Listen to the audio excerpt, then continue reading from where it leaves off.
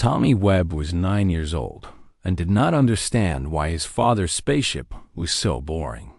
The corridors of the diplomatic vessel looked the same everywhere. White walls, white floors, white ceilings. Even the air smelled the same everywhere.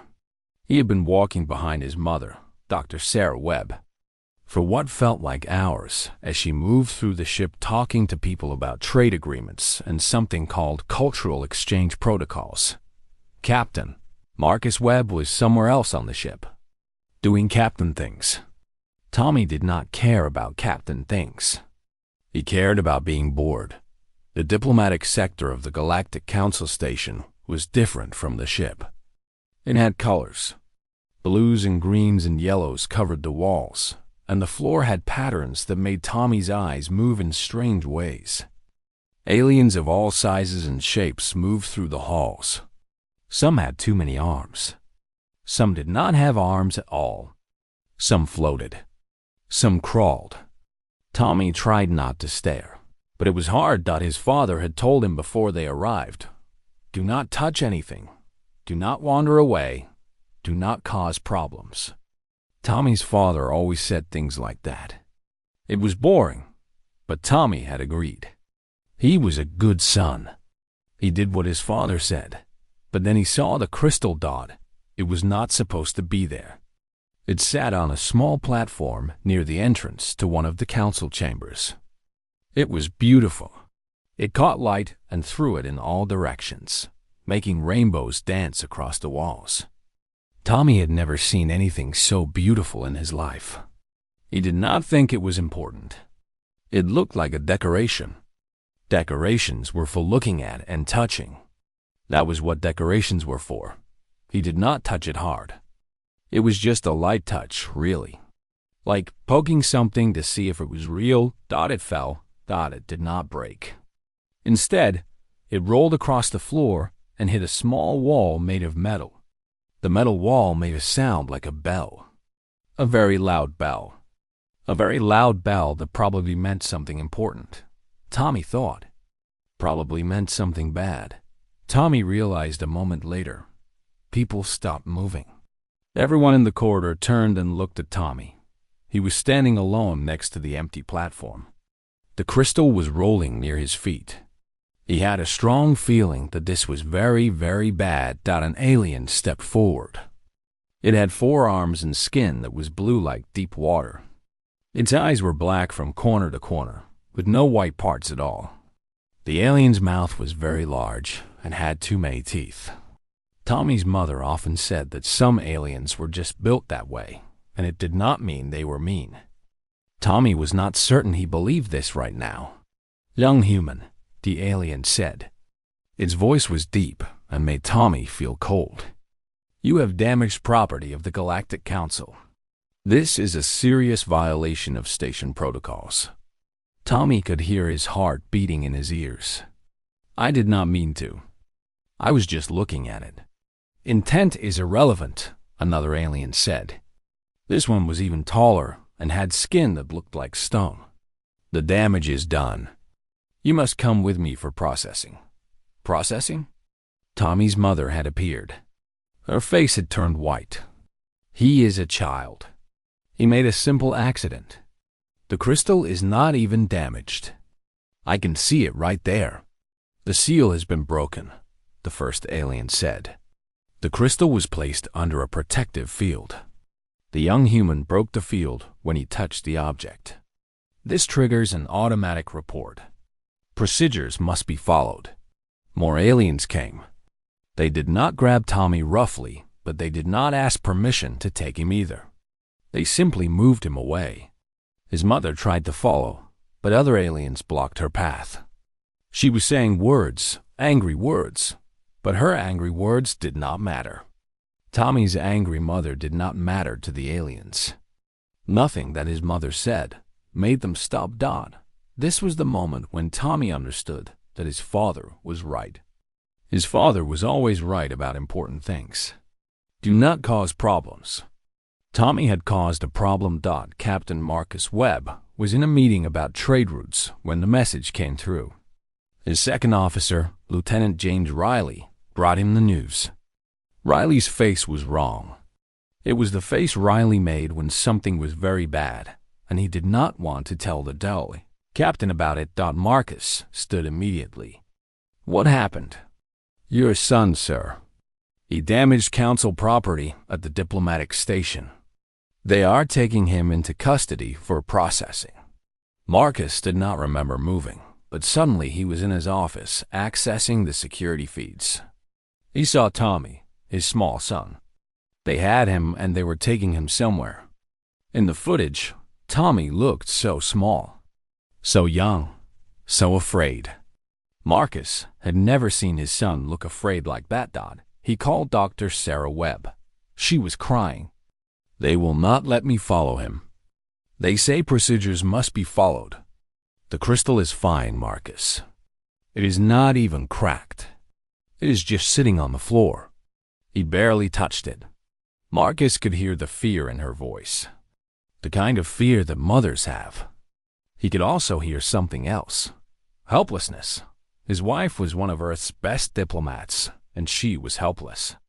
The Galactic Council had taken their son, and Sarah Webb could do nothing about it. I am coming to the station, Marcus said. They say you cannot see him until the processing is complete. Marcus, they said he violated council law. They are talking about punishment. A 9-year-old boy. Marcus ended the call. He looked at his reflection in the window of his office. He saw a man who had spent 20 years protecting people. A man who had learned that the universe was not safe. A man who had learned that safety came from being strong and being willing to do what was necessary. He had always believed that Earth was weak compared to the rest of the galaxy. He had accepted this. Humanity was new. Humanity was small.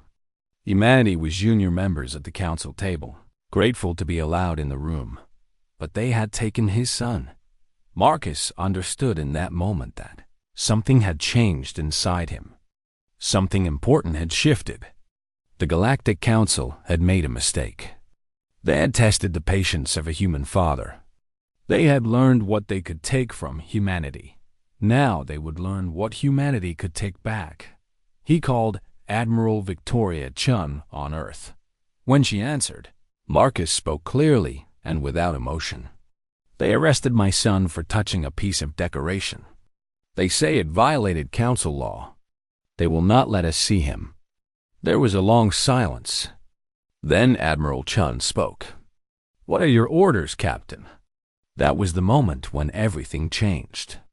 That was the moment when Earth stopped being afraid of the Galactic Council. That was the moment when the Council learned that they had made a terrible mistake. They did not know it yet, but they would learn. The Earth Command Center was located deep underground in the Rocky Mountains.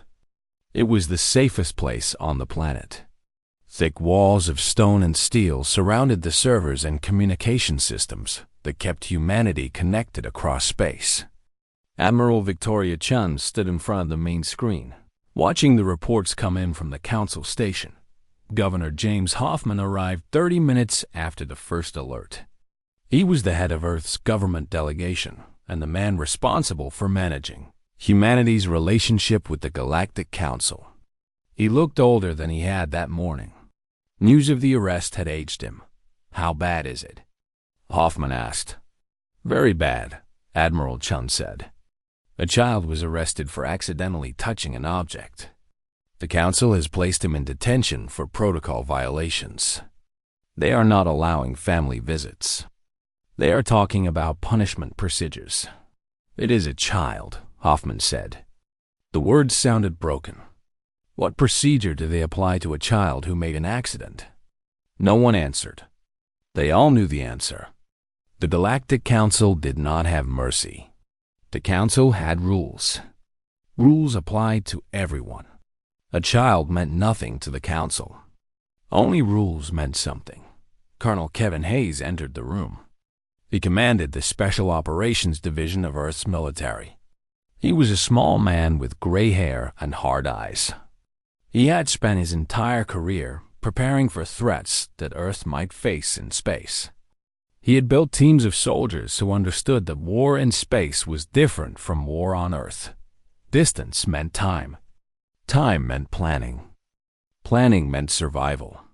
"I have been monitoring the Council's communications," Hayes said.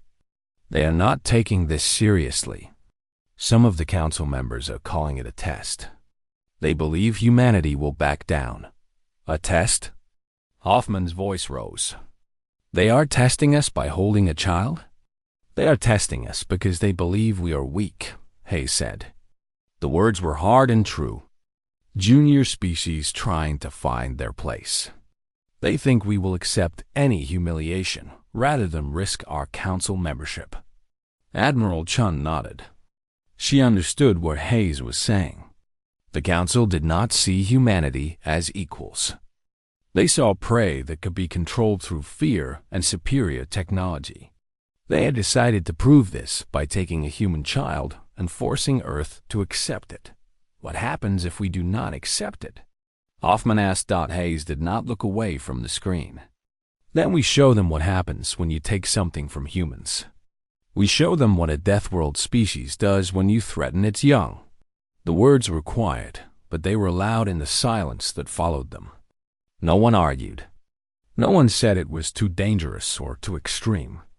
The Council had crossed a line. They had taken a child. Earth would respond. Admiral Chun activated the communication channels. She sent messages to every human military station in space. Officers and soldiers who had trained for this moment, even though they had not known what this moment would be. She told them to prepare. She told them to wait for orders. She told them that something was coming. Captain Marcus Webb requested leave from his command. Admiral Chun approved it immediately. Marcus took the fastest ship available toward the Council station. He had 24 hours to travel there. 24 hours to think about what he would do when he arrived. His wife Sarah was still at the station, trying to negotiate through official channels. She was sending messages to everyone she knew.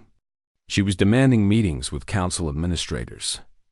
She was using every diplomatic skill she had learned in her career. But diplomacy was for situations where both sides understood the value of compromise. The Council did not believe there was anything to compromise about. A rule had been broken. Punishment would follow. The end. Governor Hoffman called an emergency session with the Council. He appeared on a video feed in his formal robes. The Council members were represented by holographic images, their distant bodies appearing as flickering blue lights in the Council chamber. "Why are you holding the child of Captain Marcus Webb?" Hoffman asked. He did not start with courtesy. There was no point. The Council did not respond to courtesy. Magistrate Kethfer answered. He was the chief enforcer of Council law. His species had skin covered in hard plates like armor. His hands had claws that looked like weapons. The human juvenile violated station protocols. The protective seal on the artifact was broken. This is not a minor infraction. Processing must occur. "He is 9 years old," Hoffman said. "He made a mistake. This is not a crime." "Age is irrelevant," Kethfer said. "Law is law. Does humanity have children who are exempt from law?" "Of course not," Hoffman said. "But we have the concept of accidents. We have mercy. We have understanding that young people do not always understand consequences. The Council has moved past such primitive concepts," Kethfer said. The words were spoken without cruelty. They were just facts to him. Humanity was primitive. The Council was advanced. This was the natural order. "Release the child or face consequences," Hoffman said. His voice was very quiet now, but everyone heard it. Kethfer made a sound that might have been laughter. "Consequences? What consequences can humanity present? You are a new species. You barely understand how to navigate Council space. You have technology that is 50 years behind standard standards. You have weapons that cannot penetrate our shields. What will you do, human? Send angry messages? File formal complaints? The connection ended. Not because Hoffman disconnected it, but because Magistrate Kethver simply shut it down. He was done talking. The conversation was over. Humanity had been shown its place. The council would not be moved. But Magistrate Kethver did not understand what would happen next. He did not understand that patience and strength were not the same thing. He did not understand that humans could wait and watch and plan, and then strike with precision that had nothing to do with technology. Colonel Hayes was in a military facility in Colorado, studying council station layouts. He had a team of 12 operators. Each one was the best at what they did. Each one had volunteered for missions everyone said were impossible. Each one had come back with the impossible completed. Hayes showed them the floor plans. He showed them the security systems. He showed them where the detention cells were located. He showed them where Magistrate Kethver and the 47 other enforcement officers would be. The council thinks we cannot touch them, Hayes said. The council thinks their station is impenetrable. The council is wrong. We are going to go there, and we are going to prove it. One of his operators, a woman named Rachel, asked the obvious question. How? We have no ships fast enough. We have no weapons that can break through their defense. We do not need fast ships, Hayes said. We have time. We have patience. We have something the council does not have. What is that? Rachel asked. Hayes smiled, and it was not a kind smile. We have humans willing to die. We have humans who understand that some things are worth dying for. And we have humans who understand how to kill things that are supposed to be unkillable. He turned back to the maps. The planning began. The council did not know it yet, but they had set in motion the events that would change everything. They had decided to test humanity by taking a child. Now, humanity would answer that test, and the answer would be written in blood. The council station orbited in empty space, far from any star system. It was a fortress of technology and confidence. The aliens who built it had done so believing that nothing in the galaxy could threaten them. They were the rulers of the Galactic Council. They made the rules. Others followed those rules. This was how the universe worked. They had forgotten about humans. The first thing Colonel Hayes' team did was study every pattern. They watched how the enforcement officers moved through the station. They learned which corridors they used.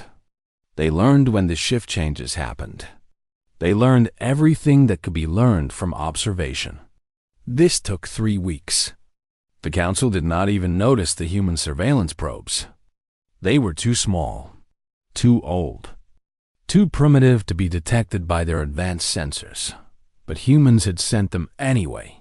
Captain Marcus Webb arrived at the council station and was immediately placed under restriction.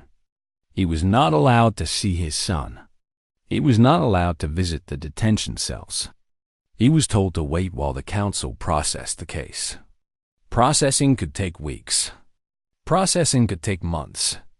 The council would decide when it was finished. Sarah had collected supplies in a small room in the human diplomatic quarter. She had maps and communication devices. She had things that had been smuggled to her by people whose names nobody would ever know. She also had messages. Direct messages from Admiral Chun and Colonel Hayes. They had arrived hidden in official diplomatic pouches. They said that everything was being prepared. They said that Tommy would come home. They said that the council would learn a lesson. Marcus read the messages and understood what was going to happen. He did not speak about it to anyone. He simply waited. He walked the corridors of the human quarters. He looked at the walls. He did not react when he saw council enforcement officers walking past. They were just aliens to him now. They were just the objects that would deliver his message. On the night of the operation, Marcus was alone in his quarters. He had sent Sarah to the Human Medical Center under the pretense that she needed rest. She did not want to leave him, but he insisted. What was coming would be violent. What was coming would be loud. She did not need to see it. She did not need to hear it. The first human operator entered the council station through the water recycling system. Her name was Catherine. She had spent her entire military career preparing for impossible things. She moved through the darkness of the station's maintenance passages like a ghost. No one saw her. No one detected her. She was just one more piece of the station that nobody paid attention to. Catherine reached the main security node and did her work. The work was quiet. The work was clean. The work was destroying the council's defenses from the inside while they still believed themselves safe. The other operators came next. 12 humans moving through the station with weapons and purpose. Some came through maintenance passages. Some came through air filters. Some came through places that should have been sealed, but had been opened by human hands that understood how to open sealed places. They moved to find the enforcement officers. The first officer, a tall alien with crystalline skin, was walking through a corridor when he saw Catherine. He had a moment to register surprise. He had a moment to understand that something was wrong. He did not have a moment to call for help. Catherine was faster than he was. Humans from a death world move faster. They are stronger. They understand pain in ways that species from soft worlds do not. The officer fell. The second one tried to use his communication device. Rachel, the operator with the hard smile, was faster. She arrived before the signal could be sent. She arrived before the officer could finish his warning. She arrived with purpose and skill and the knowledge that every second mattered. The enforcement officers began to die. They were supposed to be superior. They had better weapons. They had armor that was stronger than human armor. They had technology that had been refined for thousands of years. But they made mistakes. They believed they were safe. They believed that the council station was impenetrable. They believed that humans were primitive and weak. These beliefs killed them, one by one. The enforcement officers fell to human operators who had trained for months in the exact spaces where they would die. The operators had studied their movements. They had learned their patterns. They had planned how to kill them with minimum risk and maximum efficiency. This was not a battle. This was an execution. This was a message. Magistrate Kethver felt the first alarm at 23 minutes past the start of the operation. His security network was dying. His officers were not responding. His fortress was being invaded by something he could not understand. He called for emergency defense protocols. He called for help. He sealed doors. He activated weapon systems. None of it mattered. By the time Kethver understood what was happening, it was too late. The humans had already achieved what they had come to achieve. They had killed 57 enforcement officers. They had freed Tommy Webb. They had done the impossible. Colonel Hayes, watching from Earth through encrypted signals, gave the final order: withdraw. The human operators left the council station the same way they had entered, through maintenance passages and air filters and sealed places that they had learned to open. They took Tommy with them. They took the message with them. They left something else behind. They left the bodies, 57 of them, arranged carefully in the courtyard entrance to the council station. Arranged so that every alien who arrived for the morning shift would see them. Arranged so that there would be no doubt about what had happened. Arranged so that the message would be clear. The council had taken a human child. The humans had responded. Captain Marcus Webb walked through the human quarters 1 hour after the operation was complete. He walked calmly. He did not hurry. He did not show emotion. He was simply a man going about his evening. No one who saw him would have known that his son was already safe. No one who saw him would have known that he had received the signal confirming the operation was successful. No one would ever know that Marcus Webb had sent humans to kill 57 officers. But the Council would know. And the Council would understand. And the Council would never again underestimate what a human would do to protect his child. The reckoning had begun. And the galaxy would never be the same. The alarm on the Council station had not stopped for 2 hours. Red lights flashed in every corridor. The automated voice repeated urgent announcements that no one knew how to respond to. Magistrate Kethver stood in the central command room, watching the sensors go dark one by one. The attack was over, but the panic was just beginning. The bodies had been discovered. All 57 of them, arranged in the courtyard like a message written in flesh. The Council members were demanding answers. The other alien species were demanding explanations. The station was in chaos. Kethver did not understand how this had happened. Humans had done this. Primitive humans. New humans. Humans who had barely reached space. These were the humans that the Council had taken for granted. These were the humans that Kethver had believed could be controlled through fear and superior force. He had been wrong. A message came through the communication systems. It came from Captain Marcus Webb of the human military. It was simple and direct. Marcus Webb was requesting entry to the Council chamber. He would arrive in 10 minutes. He would come unarmed. He would come alone with one diplomat. They would speak to the Council directly. Magistrate Kethver wanted to refuse. He wanted to lock down the station. He wanted to destroy the human vessel before it could dock. But doing those things would prove what the bodies in the courtyard already proved. It would prove that the Council was afraid. It would prove that humans were powerful enough to make the Galactic Council fear them. So Kethver allowed the docking. He allowed the humans to come. Captain Marcus Webb walked through the corridors of the Council station with Dr. Laura Kelly beside him. Laura was a diplomat, but she was also a soldier. Everyone who worked for Earth now understood that they were soldiers.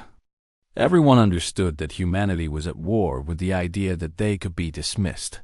They did not carry weapons. Weapons would have been redundant. They had already proven that they did not need weapons to kill. The statement had been made in blood and silence. The Council chamber was filled with every member who could reach the station in time. 23 alien species were represented. Some looked angry. Some looked afraid. Some looked shocked. All of them were watching Marcus Webb walk toward them. Marcus did not bow. He did not show submission. He walked to the center of the chamber and looked directly at Magistrate Kethver. When he spoke, his voice was very quiet. But every alien in the room heard him clearly. "You took my son," Marcus said. 9 years old. A child. He made a mistake. He touched something. He did not mean to cause any damage. It was an accident. This is what children do. They make mistakes. And when they make mistakes, the adults around them teach them to do better. That is what children need. That is what parents do. Kethver made a sound like anger. "Your son violated Council law. The consequences are clear." "No," Marcus said. The word was absolute. "You violated something much greater than your law. You violated the most basic principle that exists. You violated the protection of the young. Every species here, every one of you, protects its young. You know that a child is not responsible the same way an adult is responsible. You know that harming a child is different from harming an adult. And you did it anyway." Laura Kelly stepped forward. "You had a choice," she said. Her voice was also quiet. "You could have released the child and offered a small punishment to the family. This is what your own laws allow. This is what every species here expects of the Council. Instead, you decided to make a statement. You decided to show us that you did not care about our family. You decided to show us that the Council could hurt us, and we would accept it because we are weak and new and afraid. You were right that we are weak," Marcus said. "You were right that we are new. You were right that we should be afraid. But you made one mistake. You did not understand what fear makes humans do. Fear makes us protective. Fear makes us strong. Fear makes us willing to do things that other species say are impossible. He gestured to the window of the council chamber. From where they stood, they could see the courtyard below. They could see the bodies. They could see the message. 57 of your best officers, Marcus said. Not because they were weak. Not because they were inferior. But because they worked for a council that decided that harming a human child was acceptable. That was the only reason they died. That was the only crime they committed. They served a council that made that choice. The chamber was completely silent now. No one moved. No one spoke. All the alien species were processing what they were seeing. They were understanding that the rules had changed. They were understanding that humans could not be controlled through fear and force. They were understanding that humans would respond to the threat of their young with overwhelming violence. My son is safe now, Marcus said. He is coming home to Earth. He is returning to his family. And I want every species here to understand what this means. It means that if you touch a human child again, you will see 57 dead. It means that we will come. It means that we will find you. And it means that we will make you understand the price of that choice. Is this a threat? Kethver asked. But his voice had changed. There was fear in it now. No, Marcus said. It is a statement of fact. You can choose to harm our young again if you wish. That is your choice. But now you know what the consequence will be. Now you understand what you will face. Now you can make your decision with full knowledge. He turned to leave. Laura turned with him. They walked toward the door with the same calmness that they had entered with. Behind them, the council chamber exploded into noise and arguments and fear. But Marcus and Laura did not react to it. They had said what they came to say. They had made the statement clear. As they reached the door, Kethver called out. His voice was shaking. The child will be sent to Earth immediately. Safe passage is guaranteed. No harm will come to the human delegation. Marcus stopped. He did not turn around. I know, he said. And he left. The message had been delivered. The statement was complete. The Galactic Council had learned what happens when you take something from humans. They had learned it in the clearest language possible. Now the galaxy would learn it too. And everything would change. Tommy Webb stood at the window of the transport ship and watched Earth grow larger. He had been away from home for 17 days. It felt like 17 years. The detention cell had been cold and dark and lonely. The council had not hurt him, but they had not shown him kindness either. They had simply held him. They had simply waited to see what would happen next. Now he was going home. His father sat behind him, not saying much. Captain Marcus Webb was different now. Tommy could see it in the way he moved. There was something harder about him, something that had been tempered in fire and loss and difficult choices. Marcus had always been strong, but now he was strong in a way that Tommy did not fully understand. He was strong in the way that things become strong after they have been broken and rebuilt. You will be safe now, Marcus said quietly. No one will ever touch you like that again. I promise. Tommy did not ask what his father had done. Some part of him already knew that whatever had happened at the council station had involved his father doing something terrible and necessary. Children understand these things sometimes. They understand that parents will do dark things to keep them safe. When the transport landed in Colorado, Admiral Victoria Chun was waiting. So was Governor James Hoffman. So was Dr. Sarah Webb, who had been released from the council station the moment Tommy was found. She cried when she saw her son. She held him so tightly that Tommy had trouble breathing. The media called it an invasion. The military called it a rescue operation. The politicians called it an unfortunate incident with lessons to be learned. But everyone understood the truth. Humans had gone into Council space and killed 57 aliens and taken back what was theirs. The response was swift and complicated. Some alien species began demanding that the Council punish humanity. They wanted military action. They wanted the humans to be driven out of the galaxy or destroyed. But many other species remained silent. They understood what had happened. They understood that humans had changed the rules. A young species called the Krell, who had been subjugated by the Council for 300 years, sent a message to Earth. They wanted an alliance. They wanted protection. They wanted humans to teach them how to stand up to the Galactic Council. Humanity said yes. Another species, the Thyla, sent their own message. They too wanted humans as allies. Within 2 weeks, 5 junior species had requested human protection. The Council could have stopped this. But the Council was afraid. The Council remembered 57 bodies in a courtyard. The Council understood that humans would respond to any aggression with overwhelming force. The Galactic Council voted on new laws. New protections for young members of spacefaring species. New rules about treatment of children.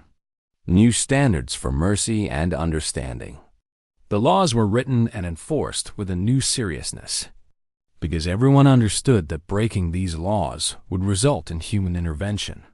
Back on Earth, Marcus returned to his home in the mountains. It was a small house with a large yard. The yard had trees and grass and soil that was real and alive. Tommy played there while his father watched from the porch. Tommy was healing. He was learning to sleep without fear. He was learning to be a child again. But something had changed in Marcus that could not be healed. He had ordered the deaths of 57 beings. They had been aliens. They had been working for a system that had harmed his child. They had deserved to die. All of this was true, and all of this would live with him for the rest of his life. Sarah sat beside him on the porch one evening. She did not say anything. She simply sat.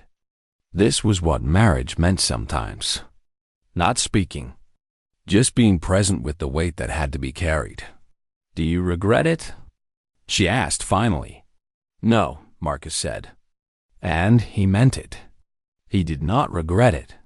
But regret and acceptance were different things. He accepted what he had done. He lived with it. He would carry it always. Admiral Victoria Chung was now the most respected military commander in the Galactic Council. Humanity was no longer a junior species. Humanity was a threat. Humanity was dangerous. Humanity had to be treated with respect. Orders that would have been laughed at 6 months earlier were now followed immediately. Humans were given positions of authority. Humans were asked for advice on military matters. Colonel Kevin Hayes retired from military service. He had trained for missions that no one believed were possible. He had completed the most difficult mission any human had ever attempted. He had killed 57 soldiers in enemy territory without losing a single one of his own operators. He had changed the course of galactic history. He wanted to rest. He wanted to live a quiet life. He wanted to forget the weight of what he had done. But he knew that he never would. He would carry it the same way that Marcus carried it. The same way that every human who had participated in the operation would carry it. They had done something that would echo through history. Dr. Laura Kelly became Earth's ambassador to the Galactic Council. She negotiated new treaties. She secured better positions for human representatives. She worked to make sure that what had happened to Tommy never happened to another human child. She was good at this work. She was very good at it.